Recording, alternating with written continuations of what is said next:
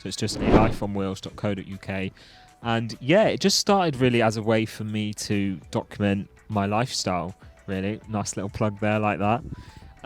Yeah, I just wanted to document. It started as a bit of fun for myself. I thought, what a great thing it would be to look back on in a few years' time. Like anything fun or positive, I wanted to document. And then over the years, it just sort of gradually grew into this like little platform and little community that I've just become really proud of it. And Brilliant. I love it. I love the fact that, number one, it's a hobby that I just enjoy doing.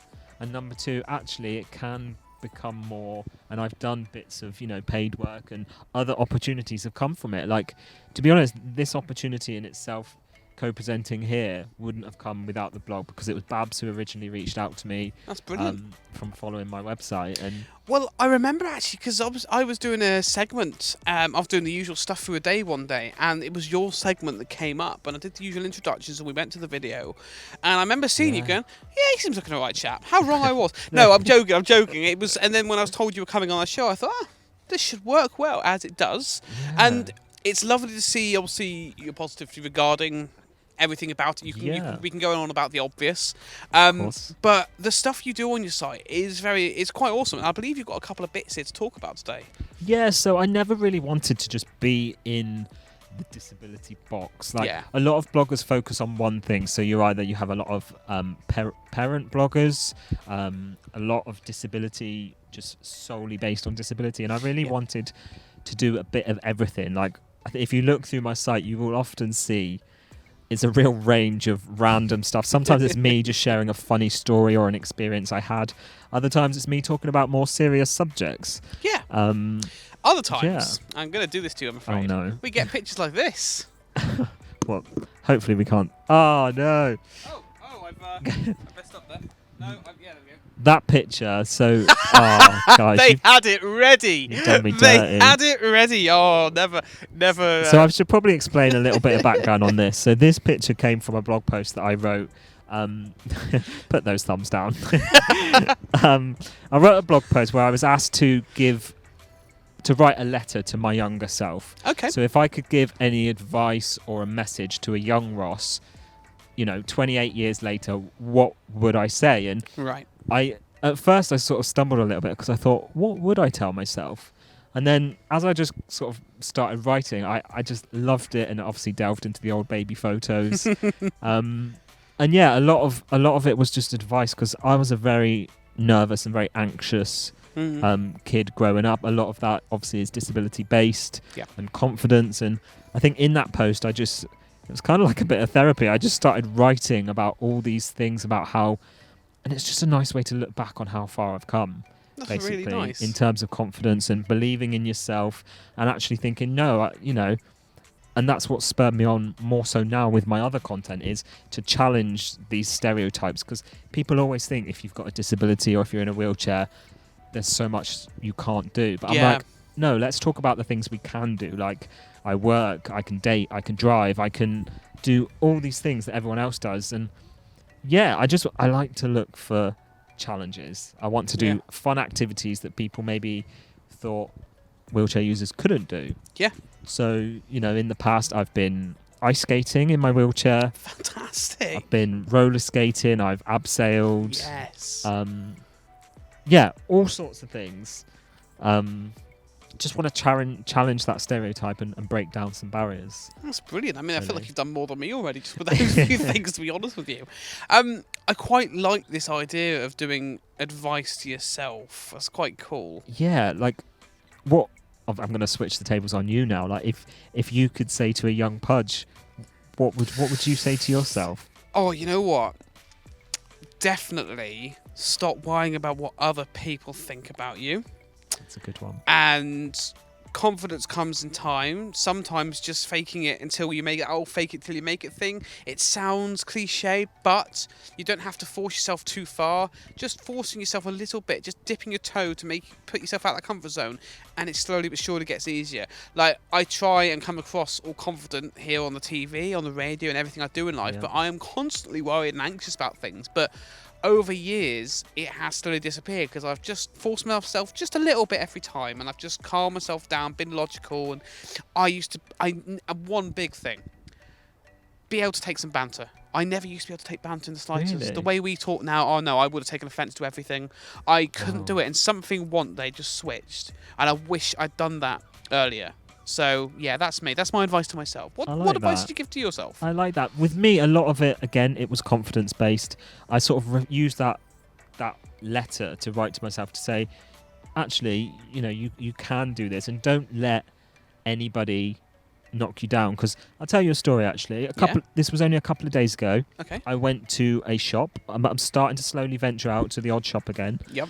And as I was going into the shop, there was a little kid sat outside the front door, and I overheard the conversation as I went past, and the kid was clearly upset because the kid was in a wheelchair, right, and people were staring at him, and I overheard, and I really kicked myself that I didn't stop and speak to them, because I feel like I've been that kid. Obviously, yeah. And the mum was saying, if someone stares at you, don't worry, just give them a wave back or give them a smile. Yeah. And it does make me choke up a little bit, really, because I've been that kid, and you have people stare at you in public, people come up to you, ask you really random personal questions. Yeah. I'm just like, I really kicked myself for not taking a minute to actually stop and speak to that kid, because I've been there, and I still struggle with that now, but I cope with it a lot better. Yeah. But I just thought, you're not alone. We're all going through our own battles, exactly, regardless of what it is. But yeah, that really touched me, and it's played on my mind since that day. Nice to hear. I like the way in which was it the mum you said was with him. Yeah. Nice to see the mum sort of put almost a positive spin on it, just to try and help keep him feeling alright, which is lovely. I want to go back to your website, because obviously you said you talk about literally anything. You've done this letter to yourself. I believe you've also did something. Your thoughts on Freedom Day. I did. Yeah, a lot. Be careful with this one, I suppose. A lot of my posts are also like opinion pieces, so little things that happened to me throughout the pandemic. I've been very vocal about my feelings, both positive and negative. Fair. 90% of the time, I like to be a positive guy. Always put a cheeky spin on something. Of course. And yeah, with Freedom Day looming, I wrote this post just sharing my opinion on it. I'm actually interviewing the mayor of Truro next week. Oh, wow, okay. Because I saw an article he did talking about Freedom Day and how he was encouraging people to still try and wear their masks. Yeah. And I thought, he would be a great person for me to chat to, not only to write a post for my blog, but also I'm studying a journalism course at the moment, and I have to write a news story, and I thought, I imagine I could get a really good article from speaking to the mayor. Absolutely. And something I didn't know until I did my research is the mayor of Truro is a guy called Stephen Webb, and he is also a wheelchair user. I didn't know that. And I've sort of did a little bit of background research on his website, and he's a fascinating guy, and I'm really, really looking forward to speaking to him. I'm sure at some point you'll have him on Chaos, because I'm sure he's a local community. What did you say his name was, sorry? Stephen Webb. Stephen Webb, there you go. Shout out. Come and chat to us. Yeah. We don't bite, honestly. That came across rather creepy, didn't it?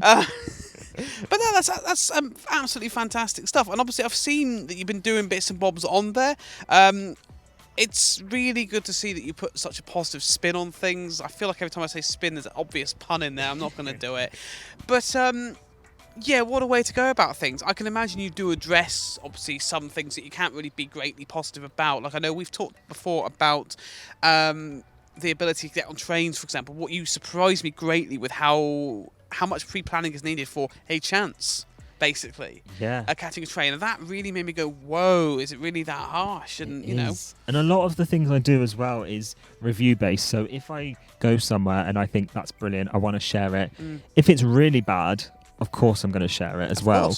But in terms of access and general information around Cornwall, I'm really excited. I'm going to be doing some work with Access Cornwall, who are a company that work on sharing positive places in and around Cornwall. We've had several chats over the last few weeks, and we're going to be doing some work together soon. And I'm really looking forward to actually getting out again, doing some reviews and showcasing some of the positive, accessible places in Cornwall. And I'm talking anything from a little tea room to a pub to a beach, to anything. Just places in around Cornwall where you can go on a website and think, right, that's accessible, that's a day out sorted. Perfect. And I mean, I remember you talking about before how much pre-planning is needed sometimes. So doing that kind of thing is providing such a helpful service for a lot of people, and there's a lot more people that need this than people realise. It is. I tell you what, it is a nightmare trying to plan anything. I mean, I'm a little bit OCD myself. I'm when it comes to my friendship group, I'm always the organizer, because I worry that if we make plans to go to a restaurant, is it accessible? I don't want the embarrassment of turning up and there being steps so I'm always the one who will book the table. I will check the website, but trying to find accessible information is not always easy. No. Half these companies don't have the information on their website. So that's why a lot of other websites such as Access Cornwall, and there's an app called Access Able, and it's just a great way to have all accessibility in one place.